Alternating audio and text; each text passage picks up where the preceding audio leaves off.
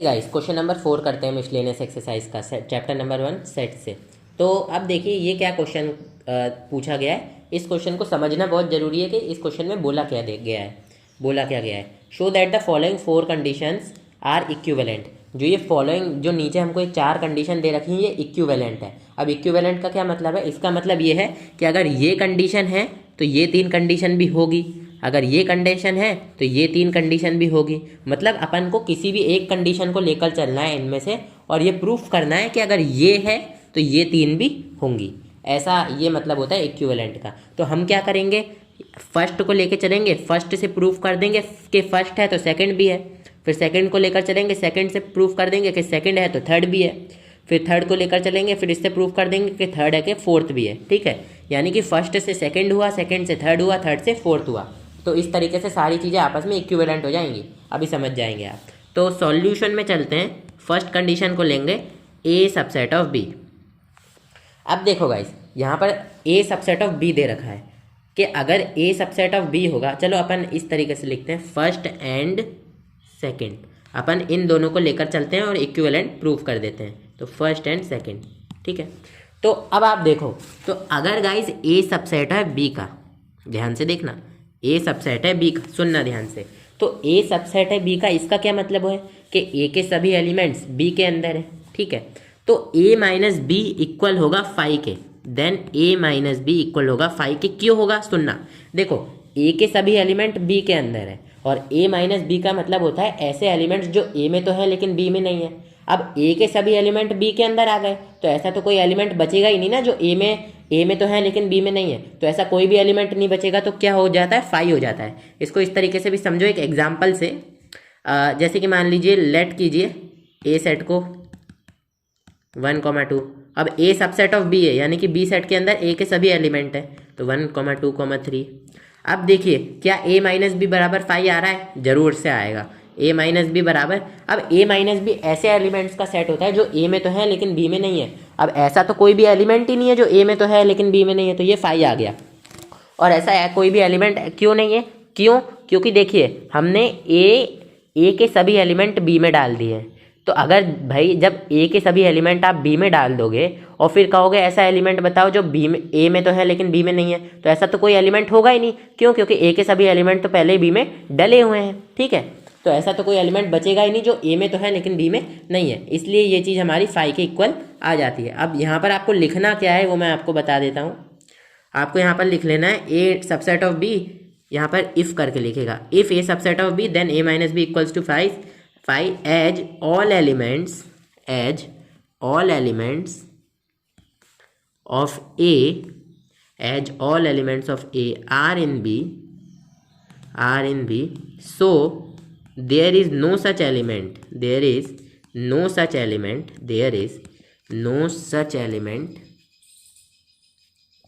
which are in A, मतलब जो A में तो है लेकिन B में नहीं है, which are in A but not in B।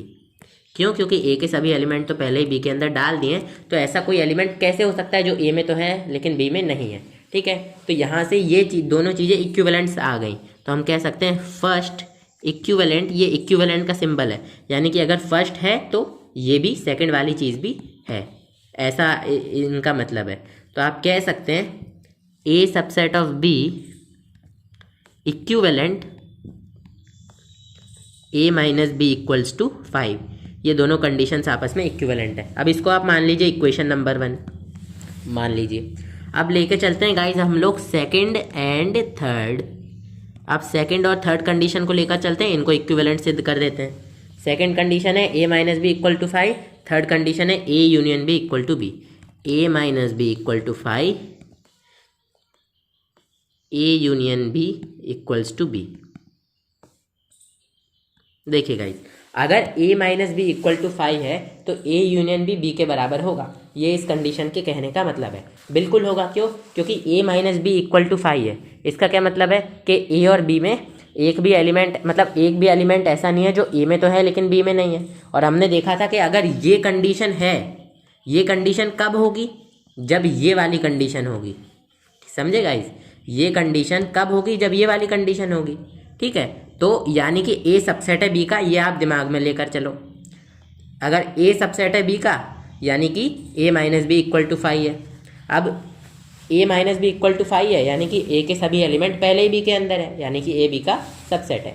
अब अगर ए बी का सबसेट है तो ए यूनियन बी के ही तो इक्वल आ जाएगा। जैसे ए के सभी एलिमेंट बी के अंदर डाल दिए हमने, और फिर हम कह रहे हैं कि ए यूनियन बी यानी कि सभी एलिमेंट निकालो, तो ए यूनियन बी तो बी के इक्वल आ जाएगा। क्यों? क्योंकि सेट्स के अंदर एलिमेंट्स को रिपीट तो करते नहीं है। ए यूनियन बी में ए और बी के सभी एलिमेंट को हम लोग लिखेंगे, और जब ए यूनियन बी में ए और बी के सभी एलिमेंट लिख रहे होंगे तो उसमें जब हम बी के एलिमेंट लिख रहे होंगे तो बी के अंदर ही ए के एलिमेंट भी आ जाएंगे, क्योंकि ए के सभी एलिमेंट बी में है। तो बी के एलिमेंट लिख देंगे तो उसी में ए के एलिमेंट आ जाएंगे, तो हो जाएगा ए यूनियन बी सेट। समझे आप लोग बात को? तो इसको मैं आपको इधर ऐसे भी समझाता हूँ कि ये ए सेट है, ये बी सेट है। हम निकालिए यहाँ ए यूनियन बी, तो ए यूनियन बी किसके इक्वल आ गया? ये 1 2 और 3, और ये ही सेट क्या है? बी सेट है। समझे आप लोग बात को? तो ये ए यूनियन बी बी का इक्वल आ जाएगा। तो हम लिखेंगे A minus B and A union B. आप ये कह सकते हैं ए माइनस बी, इस तरीके से लिखेगा, A minus B equal to 5 implies, इस तरीके से implies A subset of B. चलिए मैं आपको और अच्छा तरीका बताता हूँ लिखने का। A subset of B implies A minus B equal to 5 implies के A union B equals to B. हमने अभी हाल देखा कि अगर ये कंडीशन थी तो ये होगी, अगर ये है तो ये होगा। ठीक है, तो अब यहाँ पर देखिए क्या कहेंगे, as all elements of A are in B, so there is no extra element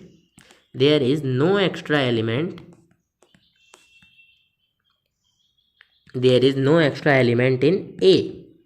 So when writing elements of B in the set A union B, all elements of A will also get covered। कि जब हम B set लिख रहे होंगे तो उसी में A के सभी एलिमेंट आ जाएंगे। क्यों? क्योंकि A के सभी एलिमेंट B में हैं। ठीक है, तो कवर्ड है ना। तो हम लिख देंगे hence A union B equals to B आ गया। सिंपल सी बात है। ठीक है, तो अब यहाँ पर इससे क्या साबित हो जाएगा कि ये देखिए, ये थी हमारी फर्स्ट कंडीशन, ये इक्विवेलेंट साबित हो गई थी हमारी सेकंड कंडीशन के। अब ये सेकंड कंडीशन किसके इक्विवेलेंट साबित हो गई कि अगर ये है तो ये होगा, यानी कि ये साबित हो गई इस कंडीशन के equivalent, A union B equals to B. अब भैया अब हम लेके चलते हैं थर्ड कंडीशन और फोर्थ को। तो थर्ड एंड फोर्थ, तो थर्ड कंडीशन क्या थी? A union B equals to B, and हमको क्या दे रखी है fourth condition? A intersection B equals to B. यही है ना? हाँ, तो फोर्थ कंडीशन है A intersection B equals to B. अब देखो भाई, हम लोग ये जान चुके थे कि अगर फर्स्ट है तो सेकंड होगा, सेकंड है तो थर्ड होगा। अब भाई हम लोग इतना जान गए थे, तो अब हम ये जानते हैं कि अगर A union B equals to B है, हमने ये देखा था ना, अगर फर्स्ट कंडीशन है तो सेकंड होगी, सेकंड है तो थर्ड होगी, ये वाली, ये थर्ड कंडीशन थी। ठीक है, यानी कि अगर मैं कहूँ कि ये कंडीशन है, इसका मतलब ये है कि फर्स्ट वाली कंडीशन भी रही होगी, है ना, क्योंकि फर्स्ट वाली कंडीशन थी तभी ये कंडीशन आई। तो अगर मैं कहूँ कि ये कंडीशन है मतलब फर्स्ट वाली कंडीशन भी होगी, तो हमको ये जान लेना है कि फर्स्ट वाली कंडीशन भी है। ठीक है, बस इतना आपको करना है, समझना है।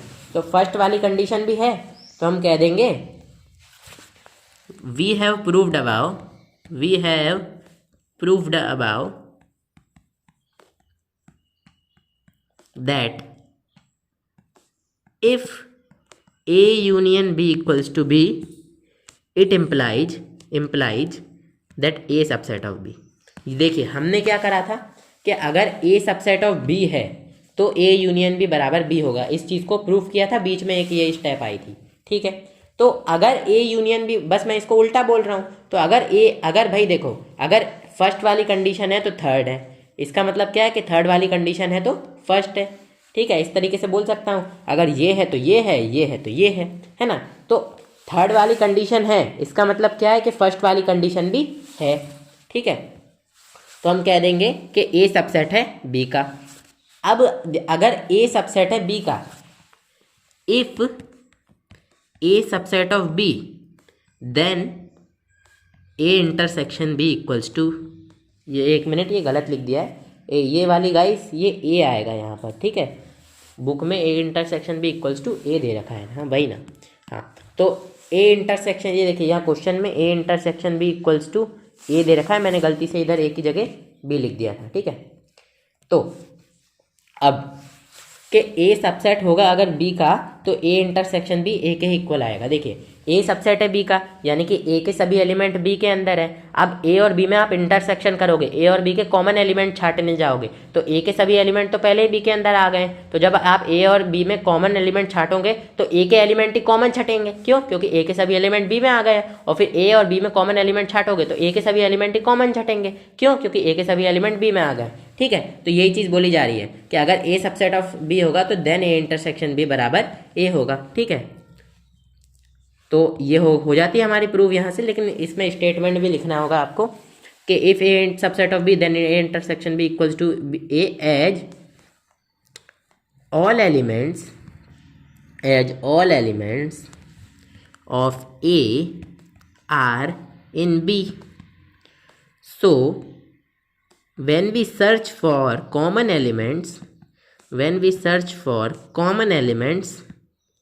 इंटरसेक्शन का क्या मतलब होता है? Common elements. तो जब हम कॉमन एलिमेंट्स को ढूंढेंगे, तो when we search for common elements we will find that A and B have all elements of A common in them,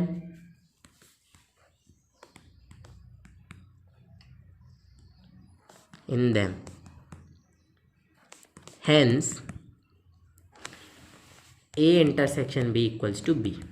अब देखो गाइस, ए सबसेट है बी का, यानी कि ए के सभी एलिमेंट बी के अंदर है, तो ए इंटरसेक्शन अगर आप बी करोगे, यानी कि ए और बी में कॉमन एलिमेंट ढूंढने जाओगे, तो ए के सभी एलिमेंट तो पहले ही बी के अंदर आ गए, तो ए और बी में कॉमन एलिमेंट ढूंढोगे तो ए के एलिमेंट ही आ जाएंगे ना। क्यों? क्योंकि ए के सभी एलिमेंट तो पहले ही बी के अंदर आ गए। ठीक है, तो hence A intersection B equals to B आ गया। अब देखिएगा गाइस, तो यहाँ से हमारी जो थर्ड कंडीशन थी वो इक्विवेलेंट साबित हो गई फोर्थ के।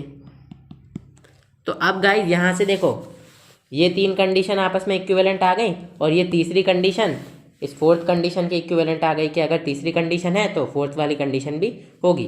तो हम यहाँ पर लिख देंगे कि first condition equivalent, second condition equivalent, third condition equivalent, fourth condition. और फर्स्ट कंडीशन क्या थी? A subset of B equivalent. Second condition क्या थी? A minus B equals to 5 equivalent. Third condition क्या थी?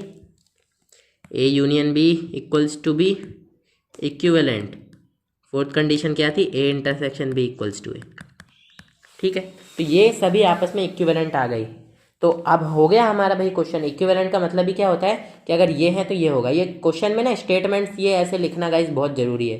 जो भी मैंने आपको समझाया उसको आप स्टेटमेंट के फॉर्म में लिख लेना। आप स्क्रीनशॉट ले सकते हो, तो चाहो तो स्क्रीनशॉट आप लोग ले सकते हो। ठीक है, जो मैंने आपको समझाया है उसको बस आप लोगों को स्टेटमेंट के फॉर्म में लिख लें।